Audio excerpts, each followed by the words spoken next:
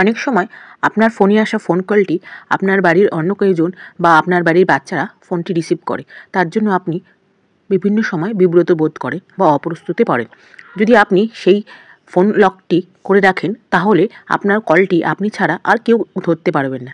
তার জন্য আপনাদেরকে কী করতে হবে? প্রথমেই তার জন্য আপনাদেরকে প্লে স্টোরে যেতে হবে। প্লে স্টোরে গিয়ে আপনাদেরকে সার্চ করতে হবে ইনকামিং কল লক।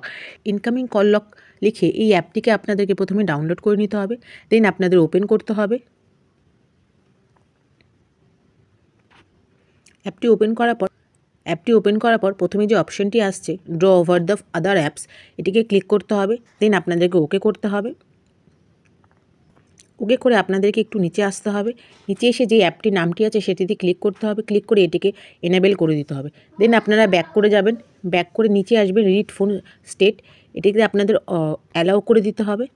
দেন আপনাদের সেট লক টাইপে যেতে হবে। লক টাইপে গিয়ে আপনারা পিন অথবা প্যাটার্ন যে কোনো একটা জিনিস চুজ করবেন। আমি এখানে পিন চুজ করলাম।